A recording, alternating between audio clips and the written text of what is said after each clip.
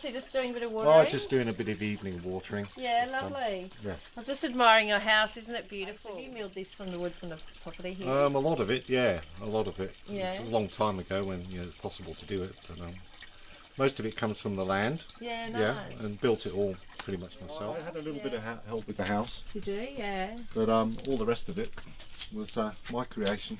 Yeah, cool. So, yeah, I put the tree there about 30-something years ago with the idea of it covering this dead cypress tree here. Oh, yeah.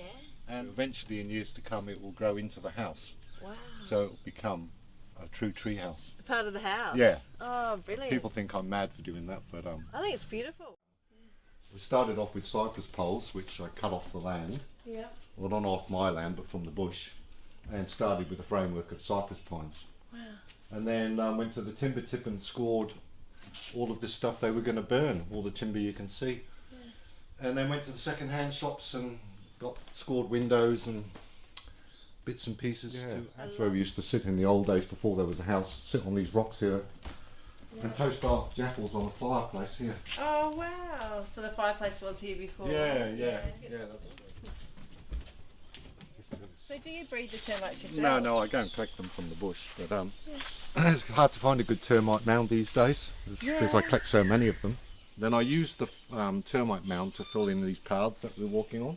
Wow. I use it as fill for the driveway. I pack it down and you can wet it and it's like concrete. Isn't that amazing? And then I line it with wet white sand so it's clean. Oh, so it stops the erosion. So there's a dual purpose in that. So this is where I keep my termites after I've broken them up. And bring them back in sections so we can lock the termites out. There's a lot in that one. So when you collect them you have to do it in the heat of the day when they all come up. But I do spoil my birds. You do spoil your birds, it's lovely, I really like it. Try to make environments for animals or pets, as pleasant as it can be. Yeah. Oh wow! Oh, that's so beautiful.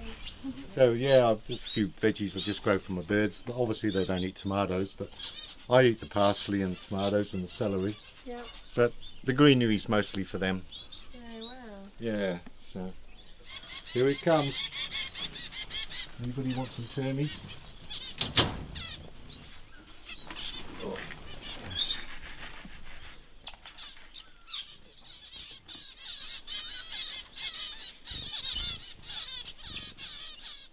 But I find them therapeutic to sit and watch, like a fish tank sort of thing. Yeah. They're always entertaining and it takes your mind off things. Yeah. And they're extremely beautiful. So gorgeous. Yeah, I really love them. Oh, I see you've got solar. Yeah, I've got an alternative system here. Yeah. I have small needs. And as long as you've got the basics, it's free energy. That's right, Everyone should be doing it. Yeah. Yep. So this is my long drop composting toilet.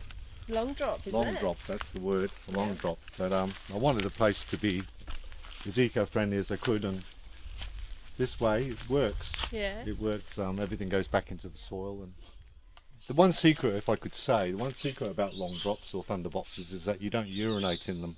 Oh, yeah. If you urinate in them, you're going to get problems with flies and smell.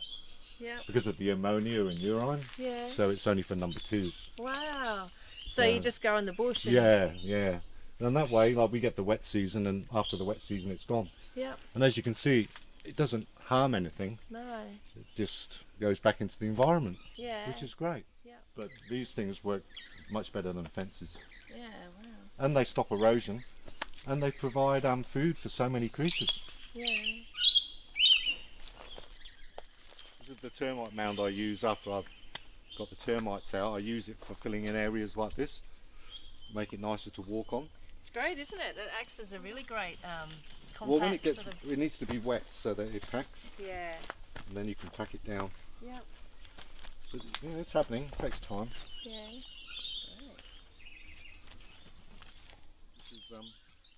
This is the beginning of it. Yep. This is what I call my native section. Yep.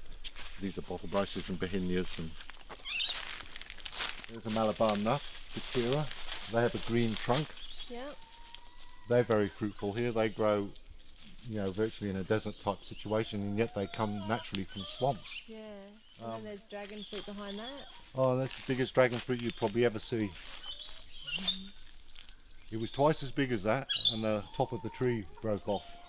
Wow. With the weight. Yeah, and look at these. When are they ready to pick? I don't know. I think by the smell. Yeah. I think you have to smell them. Yeah. Malabar. Malabar nut or Pachira. Pachira, yeah. They're an amazing tree. They Yep. survive on no help. Wow. See Interesting. any more? Oh. Is that one there? Oh, yep. And there's another two there. This is a peach tree. We've got a lot of peach trees down here. See them flowering. Yeah. And they're loaded with passion fruits. How's that? Peach tree loaded with passion fruits. Isn't that lovely? There's olives and carob trees and coffee, Yeah. jaboticabas. Like I said, there's about 100 different, well, more than 100 different species of trees in here. Wow. This is cardamom. I've got lots of herby things too. I've got cardamom and turmeric and ginger. When they're deep red, they're quite sweet. But there's a bit of a process to making coffee, but I've got a bumper crop this year, so I'll be doing it. Yeah, nice. The unusual thing, like everything else, they're flowering as well as fruiting. Look at them, aren't they extraordinary?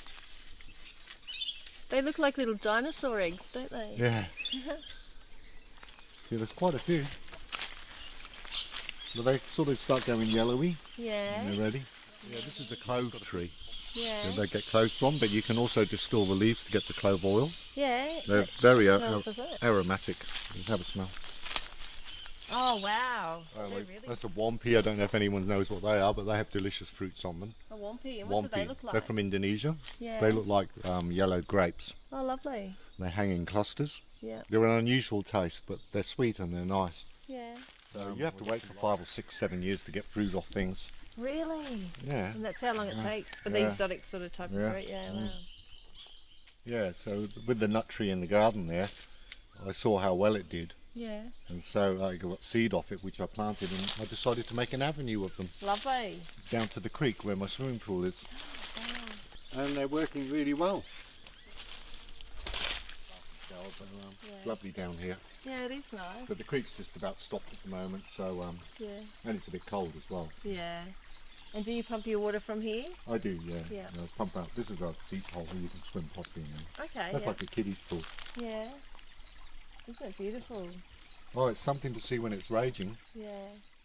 This is a pecan. They're deciduous, so they drop their leaves. Oh yeah. Peaches. A red pineapple. It's a variegated pineapple, Oh. but they have a red pineapple on them. Wow. I've got normal pineapples too. They do quite well here. I never seen a red one before. You can eat them. They taste the same. Do they? Mm. Yeah. They're mainly for decoration. Yeah. This is I do my own bees as well. This is one of my hives. I got a double decker yeah. further up. I like you got your name on it. Yeah, that was to distinguish it when they took it away to the bee place. I Yeah. use a lot of honey. Do you? I don't use much sugar. Yeah. No. So I use a lot of honey, and beautiful honey from this area. All these trees, there's so much biodiversity here in the vegetation. There's always something flowering, Yeah. and a great diversity of stuff too. That's So right. the honey here is different from anywhere else. I've been here for about 38 years, Wow. but I spent a few years working. Yeah. Yeah, make a quid, get out and then do life, you know. Yeah. But in my older years, I decided what my real passion is this. Yeah. Being close to nature, close to the Creator, Yeah. being self-sufficient as much as you can without, a carbon footprint, Yeah. Nice. and just trying to live a peaceful life and close to nature. Yeah. For me, that works, Yep. and I think it does for a lot of people. Yeah. And I love that you got your little hobbies, your birds and your fish. You've got to and- keep busy. Yeah, that's right.